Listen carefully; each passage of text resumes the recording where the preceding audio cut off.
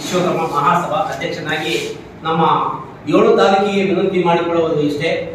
ನಮ್ಮ ಪ್ರಪ್ರಥಮವಾಗಿ ಅಖಿಲ ಕರ್ನಾಟಕ ವಿಶ್ವಕರ್ಮ ಮಹಾಸಭಾದಿಂದ ಇದೇ ನಮ್ಮ ಮುಂದಿನ ತಿಂಗಳ 12/7/2026ರಂದು ಶಾಂತವೀರ ಕಲ್ಯಾಣ ಮಂಟಪದಲ್ಲಿ ನಮ್ಮ ಅಧ್ಯಕ್ಷ ಒಂದು ಪದಗ್ರಹಣ ಕಾರ್ಯಕ್ರಮ ಮತ್ತು ವಿದ್ಯಾರ್ಥಿಗಳು 75% ಆದಂತಹ ನಮ್ಮ SSLC ಮತ್ತು PVC ಹುಡುಗರಿಗೆ ಪ್ರತಿಭಾ ಪುರಸ್ಕಾರ ಒಂದು ಕಾರ್ಯಕ್ರಮ ಹಮ್ಮಿಕೊಂಡಿದ್ದು, ಅದೇ ರೀತಿಯಾಗಿ ಜನಜಾಗೃತಿ ಸಮಾವೇಶ ಅಂತೇಳಿ ಹಮ್ಮಿಕೊಂಡಿದ್ದಾರೆ.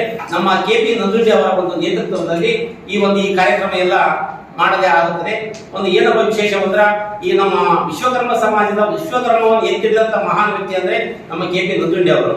ಅವರ ಒಂದು ಇಲ್ಲಿಗೆ ಬಂದು ನಮ್ಮ ಪದಗ್ರಹಣ ಕಾರ್ಯಕ್ರಮಕ್ಕೆ ಬರ್ತಾರೆ.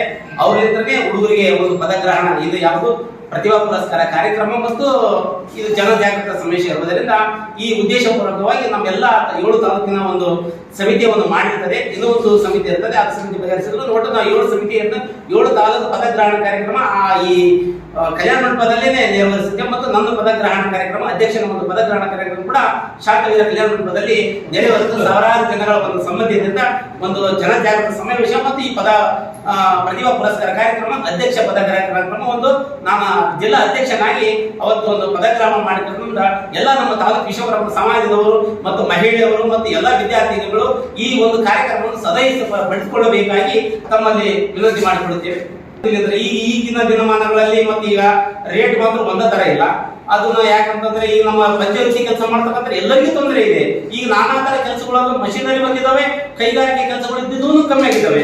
ಯಾಕಪ್ಪ ಅಂದ್ರೆ ಈ ಮಷಿನರಿ ಸಾಮಾನು ಬಂದ್ರೆ ಕೈಗಾರಿಕೆ ಕೆಲಸಗಳನ್ನ ಮಾಡ್ಬಿಡ್ತಾನ ಅಲ್ಲಿ ಹಳ್ಳಿಗೆ ಇರ್ತಕ್ಕಂಥ ಇದ್ದವರಿಗೆ ತೊಂದರೆ ಆಗ್ತದೆ. ಅದನ್ನು ಬಹಳ ಮುಂದಿನ ದಿನಮಾನಗಳಲ್ಲಿ ನಾವೆಲ್ಲರೂ ಒಂದು ಸಭೆ ಸೇರಿ ಇದಕ್ಕೆ ಏನ್ ಮಾಡ್ಬೇಕು ಅನ್ನೋ ದೃಷ್ಟಿಯಿಂದ ನಮ್ಮ KP ನಂಜುಂಡಿ ಅವರು ಬರ್ತಾ ಇರ್ತಾರೆ. ಅದು ಬಂದ ನಂತರ ನಾವು ಕೂಡ ಮಾತಾಡಿ ಇನ್ನೂ ಅದ್ರ ಬಗ್ಗೆ ನಾವು ತಿಳಿಸಿ ಹೇಳ್ಬಿಡ್ತೀವಿ.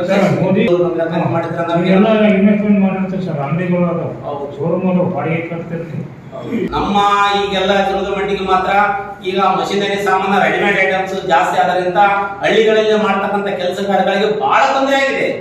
ಬಹಳ ತೊಂದರೆ ಆಗಿದೆ. ಯಾಕಪ್ಪ ಅಂತಂದ್ರೆ ಏನು ಮಾಡಕ್ಕಿಲ್ಲ ಅನ್ನೋ ಆಸ್ಪದವಾಗಿ ಈಗ ನಾವು ಬಂಗಾರ ಕಡಿಮೆ ಮಾಡೋಷ್ಟು ಕೆಪಾಸಿಟಿ ಸರ್ಕಾರ ಕೇಳ್ಬೋದು, ಹೊರತಾಗಿ ನಾವು ಕಡಿಮೆ ಮಾಡ್ತಕ್ಕಂಥ ನೋಟಲ್ಲಿಲ್ಲ. ಅದೇನು ಸೇರ್ ಮುಖಾಂತರ ಐತಿ, ರಾಜ್ಯದಲ್ಲಿ ಅದು ತಮ್ಮ ಇದ್ರ ಮುಖಾಂತರ ಐತಿ. ನಮ್ಗೆ ಏನು ಮಾಡಕ್ಕಿಲ್ಲ ಆಪ್ಷನ್. ನಾವು ನಮ್ ಕಡಿಮೆ ಅಂತಂದ್ರೆ ನಮ್ಗೆ ಆದಷ್ಟು ಎಷ್ಟಾಗಿದ್ದಷ್ಟು ಒಂದು ಬಡತನ ಹಳ್ಳಿಯಲ್ಲಿ ಇರ್ತಕ್ಕಂಥ ಕೆಲಸಗಾರಿಗೆ ಕೆಲಸ ನಮ್ಗೆ ಯಾವುದೇ ರೀತಿಯಿಂದ ರೆಡಿಮೇಡ್ ಇಲ್ಲಾಂದ್ರೆ ಅವ್ರು ಕೂಡ ಮಾಡಿಸ್ಕೊಂಡು ನಮ್ಮ ಹಳ್ಳಿ ನಿರಂತರ ಸುದ್ದಿ ಹಾಗೂ ಮಾಹಿತಿಗಾಗಿ ನಮ್ಮ ಚಾನೆಲ್ ಲೈಕ್ ಮಾಡಿ ಮತ್ತು ಸಬ್ಸ್ಕ್ರೈಬ್ ಮಾಡಿ.